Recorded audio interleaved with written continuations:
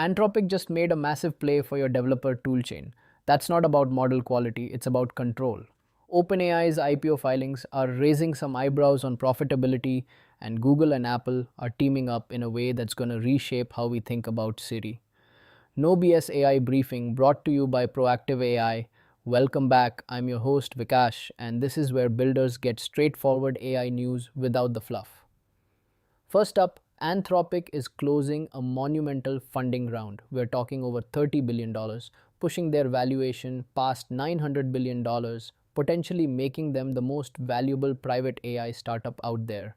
This round, expected to wrap up this week, isn't just about big numbers. It's a huge signal of investor confidence in Anthropic's strategic pivot towards the enterprise market, even when there are whispers about profitability.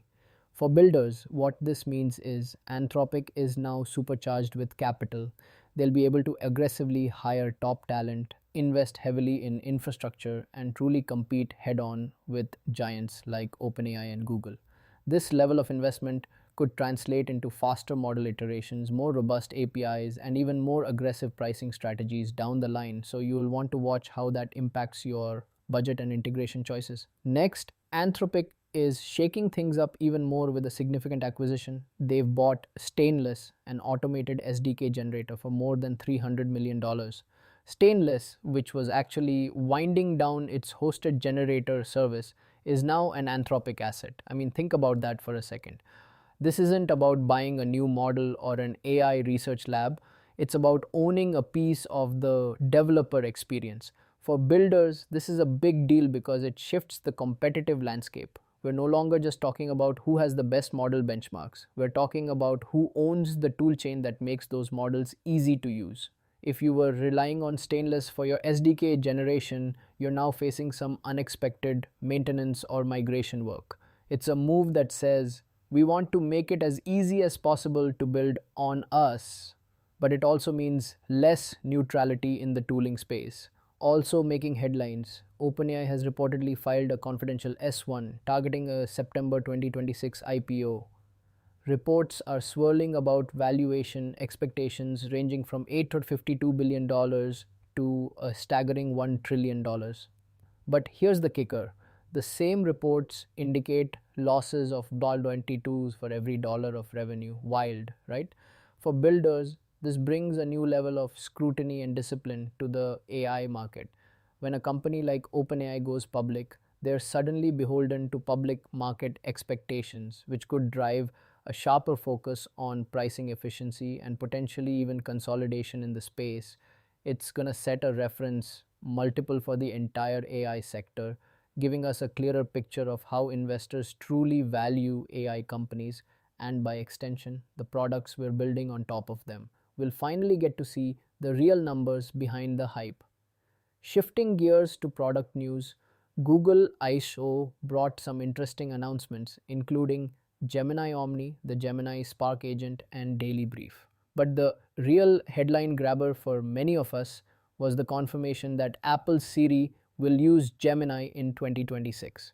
This isn't a small tweak, it's a major distribution shift for builders targeting iOS. If your product relies on Siri as an entry point, or if you're building any kind of assistant-driven app on Apple devices, you need to start planning for Gemini first Siri surfaces. Your users' interactions could change fundamentally.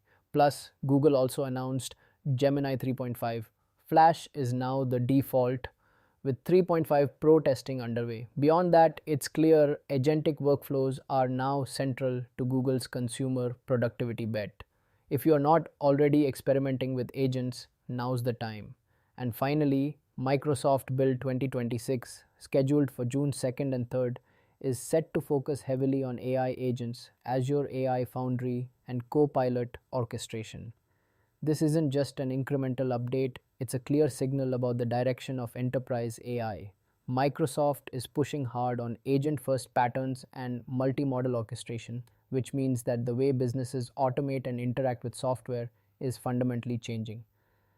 For builders working in the enterprise space, this implies that your workflows need to evolve.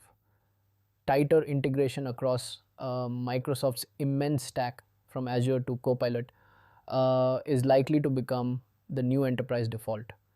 If you're building for these environments, you'll need to understand how to leverage these agentic capabilities and integrate seamlessly into that multi-model orchestrated world. It's less about individual tools and more about the cohesive system. Now, let's dig a bit deeper into what I think is the most strategically important story of the batch, the toolchain wars, why Anthropic's stainless deal matters. What happened here is pretty straightforward. Anthropic, a major player in the large language model space, just acquired Stainless, a company known for generating automated SDKs. Stainless, importantly, was winding down its hosted generator service, making this a pivotal moment for anyone using their technology. This acquisition, reportedly for over 300 million, isn't about getting a better model or new research. It's about Anthropic bringing the foundational tools that developers use to access their models directly in house. They're buying the on ramp, so to speak. Why it matters right now for builders is huge. And for years, the AI labs have been locked in this race to have the best model, often measured by benchmarks. But in practice, builders don't just care about the raw model score. They care about developer velocity. They care about how easy it is to integrate a model into their product, how fast they can prototype, and how stable the SDKs are. By owning Stainless, Anthropic is shifting the competitive playing field. They're saying it's not just about swapping one API for another, it's about sticking with an entire ecosystem. This move pressures rivals to either build their own robust SDK generation tools or potentially lag in developer experience. So, who should care about this? Well, if you're a founder, you should care because it impacts your tech stack decisions and potential vendor lock in. Are you building on a platform that's going to make it easy for you to switch later, or are they trying to pull you deeper into their walled garden? Product managers, you need to be thinking about how these tool chain shifts affect your team's agility and your ability to deliver features quickly. Are your engineers spending time battling SDK issues, or are they innovating? And for infra engineers and indie hackers, this is a direct challenge. If you've been relying on neutral third party tooling to integrate various models, that neutral layer might just be disappearing or becoming less reliable. It's a wake up call to audit your dependencies. How I think about it as a builder is this: the race for raw model performance, while still important, is maturing. The next battleground isn't just the chip or the algorithm, it's the developer experience.